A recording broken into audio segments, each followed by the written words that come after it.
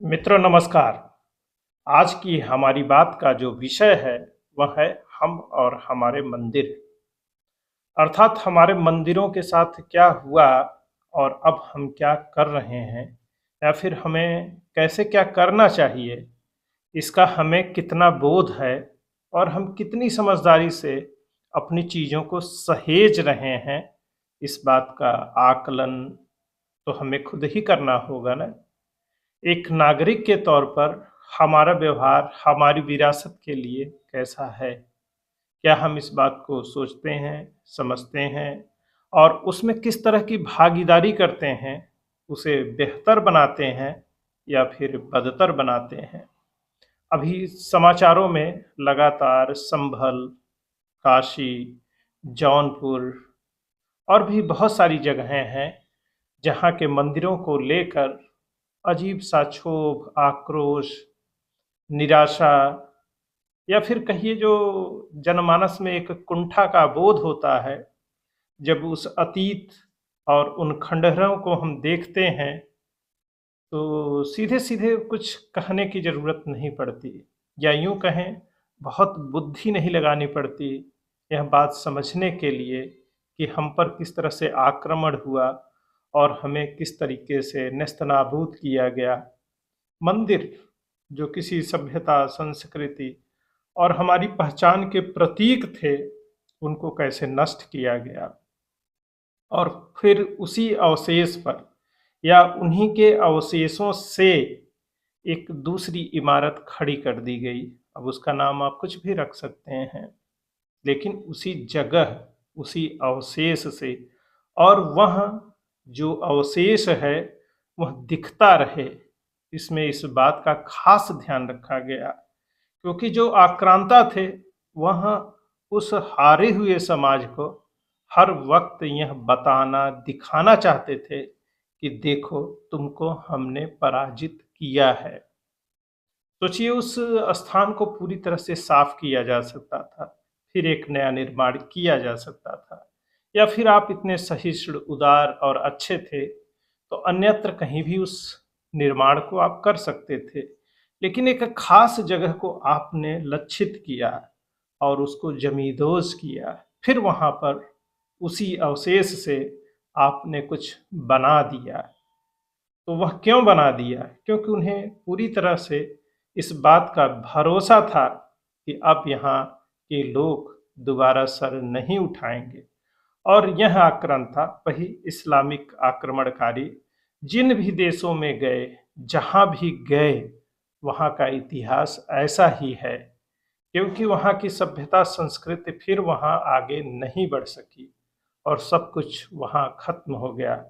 वहाँ कोई निशानी उन्होंने नहीं रहने दी और लोक स्मृति और जन स्मृति को भी एक तरीके से मिटा दिया।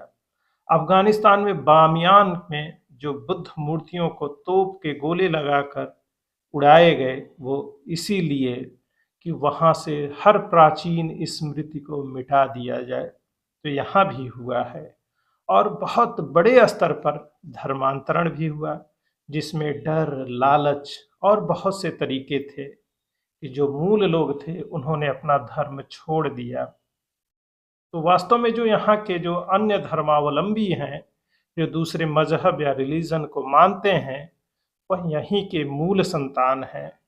तो उन्हें प्यार से ही यह बात समझानी है, कहनी है कि हमारे पूर्वज एक हैं और उन्हें भी इस बात को स्वीकार करना पड़ेगा।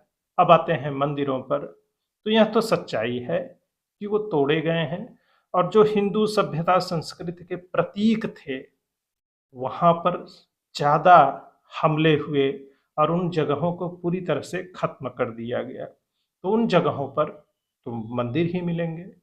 अब सोचिए, जैसे यह कह दिया जाता हर मस्जिद के नीचे मंदिर नहीं ढूंढना चाहिए। सही बात है, हर मस्जिद के नीचे मंदिर नहीं ढूंढा जा रहा है।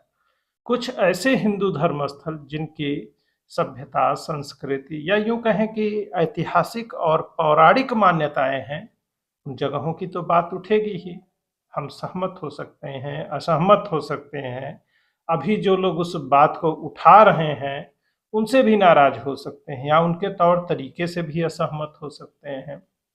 हो सकता है अभी जो दल उठा रहा हो, उसकी विचारधारा से हम असहमत भी हों, लेकिन ये मुद्दे आज नहीं तो कल उठेंगे ही और इसे कोई रोक नहीं सकता है। क्योंकि जहाँ भी सभ्यता, संस्कृति और धार्मिक पहचान को लेकर जो लड़ाइयाँ होती हैं, चाहे जितने हम आधुनिक हो जाएं, वह खत्म नहीं होती हैं। किसी न किसी रूप में वह हमारे सामने आती ही हैं। और चाहे वह यूरोप हो, अमेरिका हो, कोई भी देश हो, वहाँ भी इस तरह के टकराव से कितना भी आधुनिक हो जाने के बाद वह बच नहीं पाए हैं।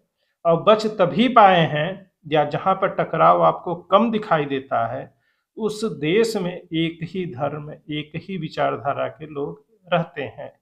फिर उनका अंदर कुछ टकराव होता है, कुछ और दूसरी चीज़ें होती हैं।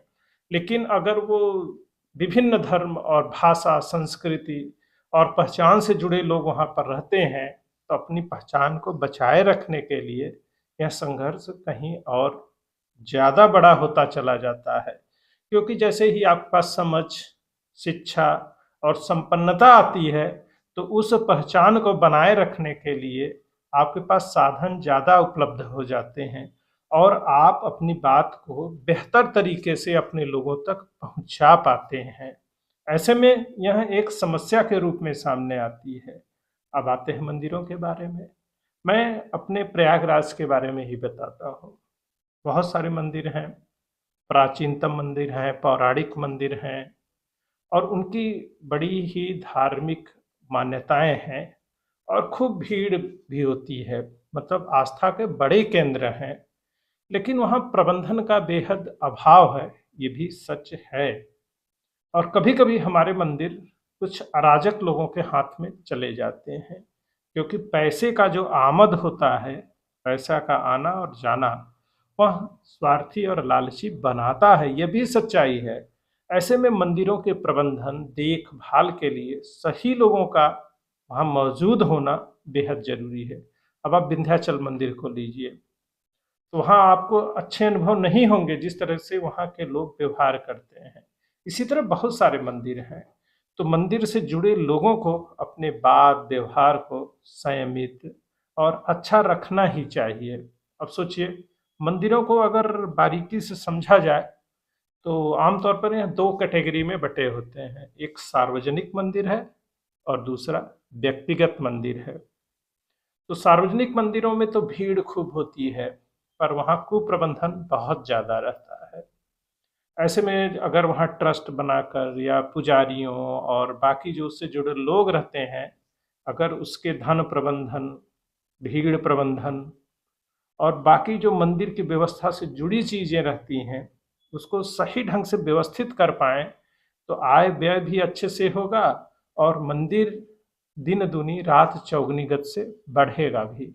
मतलब उसके साधनों का विस्तार होगा और अपने समाज के लिए मंदिर प्रशासन से जुड़े लोग बेहतर योगदान कर पाएंगे।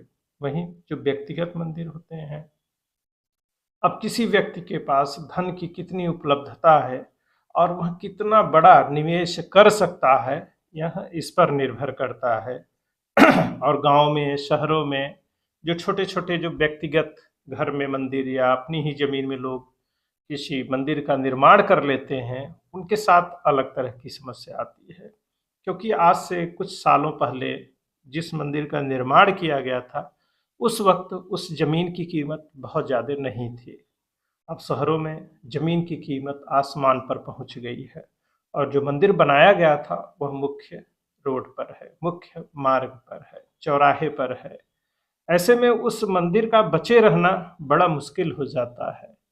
और जो गाँव में भी मंदिर हैं, एक पीढ़ी के बाद दूसरी पीढ़ी, तीसरी पीढ़ी आते-आते उन मंदिरों में पूजा करने वाले लोग नहीं मिलते हैं।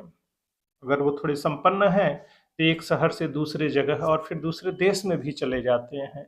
ऐसे में मंदिरों को पुजारी नहीं मिलते, क्योंकि वह व्यक्तिगत मंदिर है, इसलिए गाँव और समाज के लोग उस पर किसी प्रकार का दावा भी नहीं करते हैं और वहाँ पुजारी नहीं मिलते, मंदिरों में ताले लग जाते हैं।